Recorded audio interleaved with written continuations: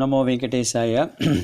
Shuklam Bharadaram Vishnum Sasivarnam Chaturbhujam Prasanavadanam Dhyayet Sarva Vignopashantaye Vyasaya Vishnu Rupaya Vyasa Rupaya Vishnave Namo Vai Brahma Nidaye Vasishtaya Namo Namaha Partaya Pradibodhitam Bhagavata Narayanena Swayam Vyasena Gratitam Purana Munina Madhye Mahabharatam Advaitamrita Varshinim Bhagavatim Ashtadashadhyayinim Ambatvamanusandadami Bhagavad Gite Bhavadveshinim Vasudev Vasutam Devam Kamsachanuramardanam Devaki Paramanandam Krishnam Vande Jagadgurum. Om Namo Venkatesaya. Pranams to everybody. So we have been going through the Gita Dhyana slokas. In the last session, we looked at the first sloka of Bhagavad Gita, where we are praising the Bhagavad Gita and then contemplating upon Bhagavad Gita as such. The second sloka is in praise of Vyasa Bhagavan, who gave this Bhagavad Gita through the Mahabharatam. Namostu te Vyasa Vishala Buddhe Pullara Vindayata Patra Netra Yena Tvaya Bharata Taila Purnaha Prajvalito Jnanamayah Pardeepaha. So, Vyasa te Namo Astute. Oh, Vyasa Bhagavan. Vyasa Bhagavan is also the Vyasa means one who is able to give detailed expositions on the various texts, because Vyasa Bhagavan is such a great person. So he is himself Vyasaya Vishnu Rupaya, Vyasa Rupaya Vishnu. So Vyasa is none other than Mahavishnu as such. In fact, his father Parashara says to Maitreya, Vyasam Vidhi Narayanam. So know Vyasa to be Narayana himself. That's what he says. So because of that, because he was an Amsavatar of Vishnu, he was able to do several things, like he classified the Vedas into 4 Rig Yajur. Before that, it was only one single text of Vedas. Then he classified them into rigs, the various rig ganas. The rigs are compiled as such, and therefore he took out the rigs and then classified them as Rig Veda, then the prose portion into Yajur Veda, then the song portion into the Sama Veda, and then the rest of the portion as Atharvana Veda as such. So he gave it to different rishis. Gave it to the Rig Veda was given to Paila, then Vaishampayana was given this Yajur Veda, then Jaimini was given this Samaveda, and then Sumantu was given to the Atharvana Veda. So not only that, then he composed the various Brahma Sutras, the aphorisms on summary of these various Upanishads. So that was also a great work given by Vedavyasa himself. Then he wrote the 18 Puranas, and then the Mahabharata as such. Mahabharata is said to be the 5th Veda, Panchama Veda. And so such is the greatness of Vyasa Bhagavan. In fact, he was called as Krishna Dvaipayana as such. Dvaipayana means he was born in a Dvipa, that means in an island in Yamuna, and that's why he is called as Dvaipayana. Dvipam Dvaipayana. And he was also called as Krishna, and therefore he is called as Krishna Dvaipayana. And of course, because of all these compositions, he was called as Vyasa. Namaha astu te, for you. Namaha, my salutations, my prostrations, astu, let it remain. So all these things are adjectives for this Vyasa. Vishala Buddhe. It means he has got a very broad intellect. So that means he has a very vast intellect. Otherwise, but for a person without a vast intellect, you cannot do all those things. Pulla Aravinda Yatapatra Netra. That means he has got, Aravinda means the lotus flower. Lotus flower petals. Patra Netra. That means he has got the eyes like the lotus petal, the lotus petals. And then it is fully blown. Pulla means it is completely blown. A lotus flower which is completely blown, and the size are like the petals of such a beautiful lotus. The lotus flower represents this jnana. That means for the lotus flower to bloom, it has to be in water body only, because the stem has to be, or the root has to be in the water, and then it needs the light of the sun as such. So the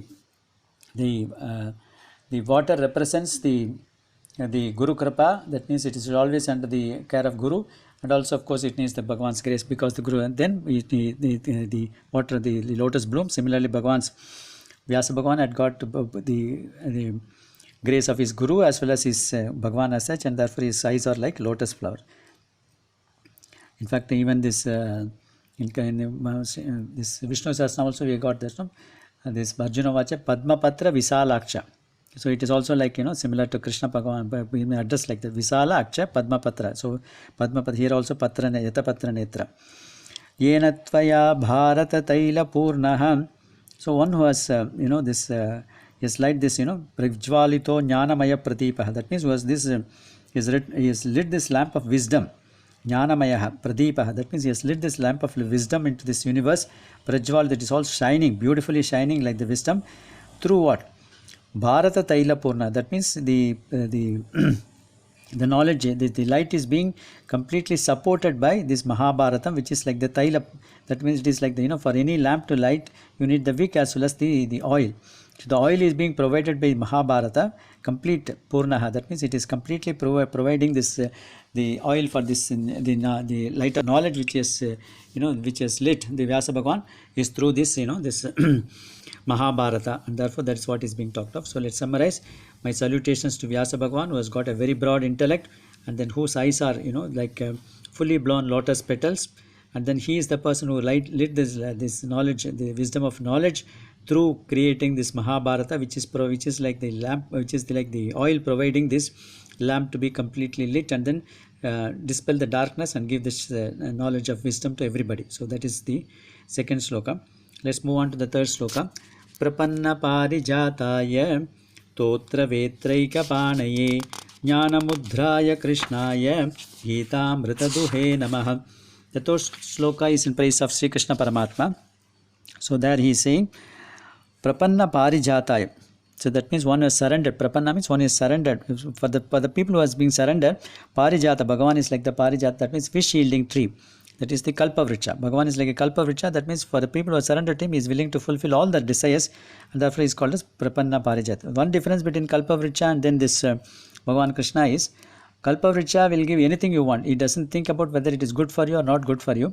But Bhagavan knows that when somebody has surrendered to him, even if somebody may ask something, if it is not good for him, Bhagavan will not give. He will give only what is good for them. For example, when a child is, when a child is sick, it has got a high fever, but then on the road, if somebody is, the ice cream vendor is, going on the road and shouting for people to buy ice cream, the child will immediately ask the mother to, fetch the ice cream, because the child is fond of ice cream.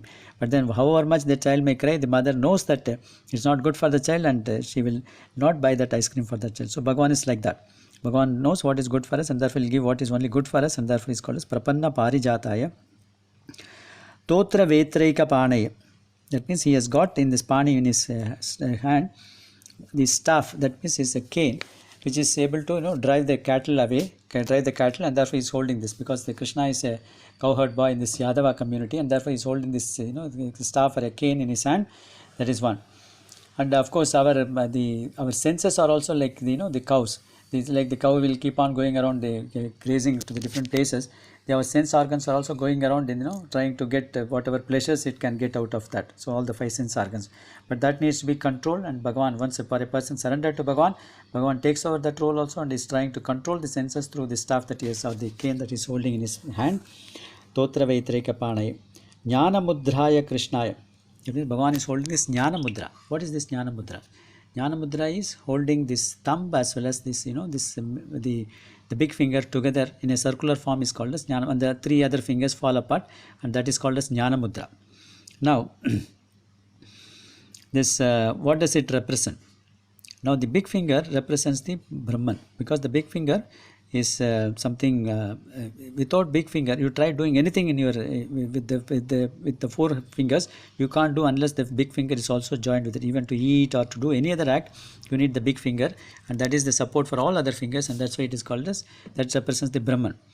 The index finger represents the ego. Ego means the Jivatma, which separates itself, because it is the one which is pointing towards others, and therefore it is separating you from others, and that is what is the ego, and that's what that represents the index finger. So when the ego gets merged with the Brahman Paramatman, it becomes a circular form. Circular, that means there is no beginning and end. Circular, there is no beginning and end, therefore it attains its Anadi Anantam. That means it becomes completely merged with Bhagavan, and that is what is in a circular form. And once it does that, all the 3 gunas, Sattva, Rajas gunas falls away, all periods of time, present, past and future fall away, and all the 3 types of bodies, the causal body, the subtle body and the physical body completely fall off. That means your attachment to that falls off, and then or you move away from the three states of avastha, that is jagat, swapna, sushupti, that is from the waking state, waking state, dream state, and deep sleep state. All the three states fall away, and you are in the turiya state, the fourth state, which is manifesting in all the three states as such. So that is what is represented by this jnana mudra. Bhagavan is holding that, and through that conveying that message to us. Krishnaya, so Krishna represents Krishi Dhatu Nakarab, that means Krish Dhatu represents absolute existence, that means he is present in all periods of time, whereas we are present only in some points of time, whereas Bhagavan is present in all periods of time. And na, dhatu na represents absolute bliss. So we also get happiness, but happiness is only temporary. We get it for some point of time, we don't get it permanently, whereas the Bhagavan's happiness is absolute bliss, and therefore he is called as Krishnaya. Krishna was also darkish in color, and therefore he is also called as Krishnaya. To that Krishna, Gita Amrita Duhe Nama, Krishnaya Namaha. My prostration, who is given this Gita Amrita Duha. One is able to get this nectar of milk.